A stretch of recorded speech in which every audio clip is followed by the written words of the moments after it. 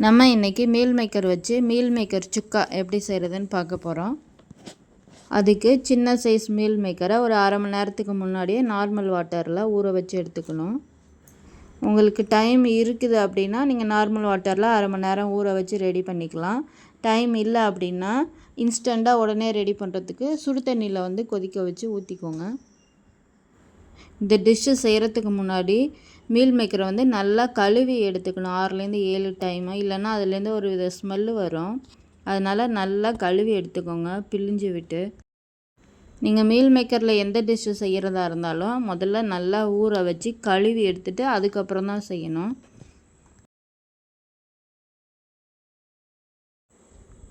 தண்ணி நல்லா தெளிவாக வர்ற வரைக்கும் தண்ணி மாற்றி மாற்றி தேய்ச்சி நல்லா கழுவி எடுத்துக்கோங்க.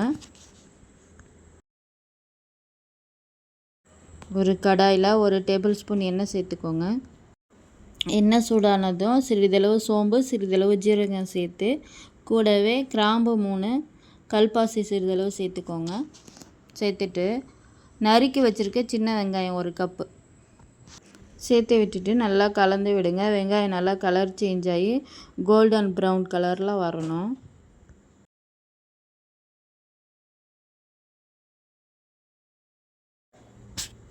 இந்த ஸ்டேஜில் 1 ஸ்பூன் இஞ்சி பூண்டு பேஸ்ட்டு சேர்த்துக்கோங்க.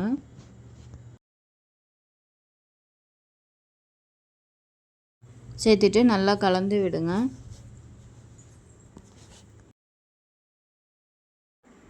இந்த டைமில் 2 பச்சை மிளகாய் சேர்த்துக்கோங்க. கூடவே நறுக்கின தக்காளி 2 சேர்த்து நல்லா கலந்து விடுங்க. தக்காளி வெங்காயமும் நல்லா மசிஞ்சு வதங்கி வரணும். அந்த அளவுக்கு நல்லா வதக்கி விட்டுக்கோங்க. இதோட டேஸ்ட் ரொம்ப அருமையாக இருக்குங்க. இதில் வீடியோவில் சொல்லியிருக்க மாதிரி இதே மாதிரி செய்யுங்க. ரொம்ப அருமையாக இருக்கும். இது எல்லாத்துக்குமே சைடிஷாக வச்சுக்கலாம். மட்டன் சுக்கா இந்த மாதிரி விரும்பி சாப்பிட்றவங்களுக்கு இதை மாதிரி ரெடி பண்ணி கொடுங்க. இதையும் விரும்பி சாப்பிடுவாங்க. அந்தளவுக்கு இதோட டேஸ்ட் ரொம்பவே அருமையாக இருக்கும். கொஞ்சமாக தண்ணி சேர்த்துட்டு நல்லா கலந்து விடுங்க. தக்காளி வெங்காயம் நல்லா பைனாக வெந்து வரட்டும். தண்ணி கொதிக்கிற ஸ்டேஜில் நம்ம தேவையான அளவு மசாலா பொருளெல்லாம் அதோட சேர்த்துடலாம். 1 டேபிள் ஸ்பூன் மல்லித்தூள், 1 டீஸ்பூன் மஞ்சள் தூள்,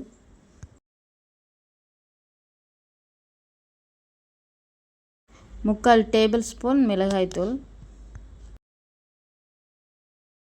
கரம் மசாலா 1 ஸ்பூன், ஜீரகத்தூள் சிறிதளவு சேர்த்து நல்லா கலந்து விடுங்க. மசாலாவோட பச்சை வாசனையெல்லாம் போயிட்டு நல்லா வெந்து வரணும். நல்லா கலந்து விடுங்க. அடுப்பை லோ ஃப்ளேம்லேயே வச்சுக்கோங்க.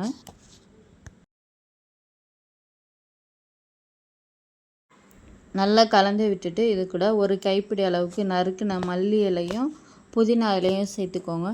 சேர்த்து நல்லா கலந்து விடுங்க. இது நல்ல ஃப்ளேவர் கொடுக்கும்.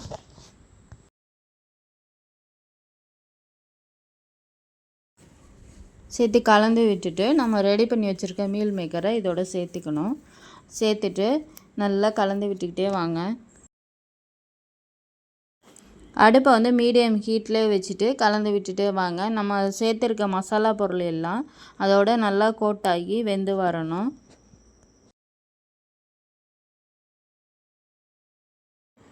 தேவையான அளவு உப்பை இந்த டைமில் சேர்த்து கலந்து விடுங்க.